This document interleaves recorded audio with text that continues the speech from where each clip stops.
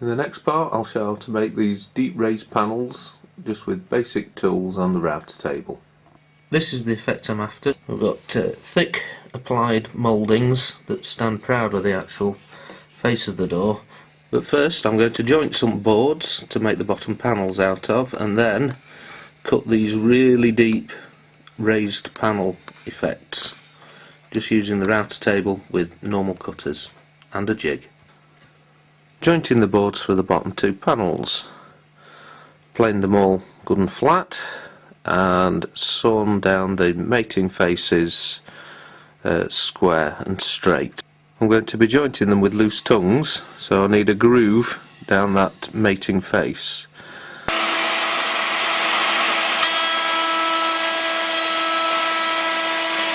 Grooves cut, then plane up some tongues to fit nicely. Then we've got groove, tongue, tongue, groove, just a little bit of clearance to make sure I can clamp it up, and it's all ready for gluing. I'm using polyurethane adhesive, so I've got myself all gloved up.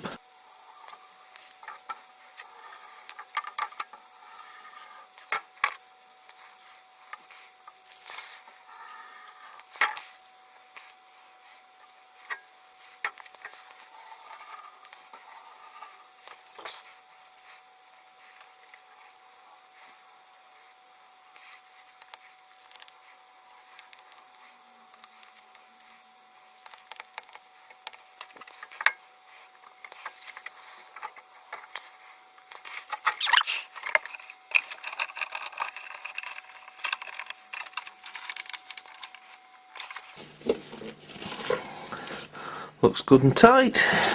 It's just squidged a nice little line of glue out. With the boards glued up, I've smoothed the faces off, and then I've cut them down on the table saw so they're nice and square into the frame, with about 2mm clearance around it, just in case of any expansion in the future. I've marked the shape I want to cut out just on one edge, and to start with I'm just going to rough cut it on the table saw, so I've not got quite so much work to do on the router table.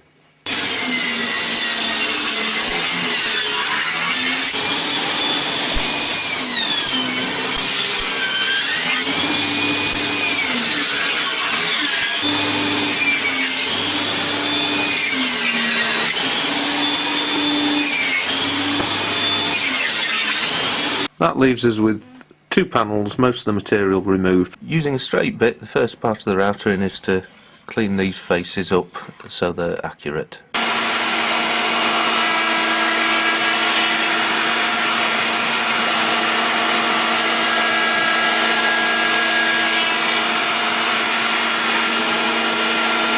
You might have noticed that this is a bit smaller than the proper ones. That's because my tape messed up, so I'm just using this one as a demonstration piece. Now for the trick part, cutting the slope. And I've made this jig that allows me to guide the wood at an angle to the cutter. The jig's screwed onto the fence, and then the panel slides against this rail, which also supports the end of the flat to keep it extra sturdy. Now I can adjust the height of the cutter and the fence to start taking the slope off.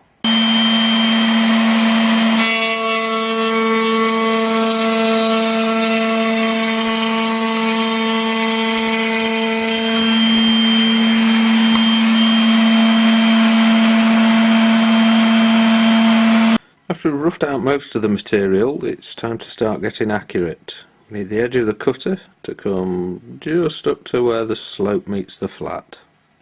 With the same cutter height, I'll take it up the slope, up to there, leaving that little bit of a step in. That's it, nearly done.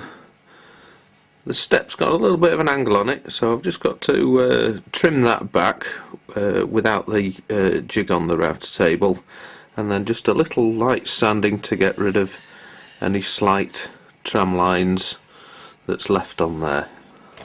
Now to make these custom mouldings.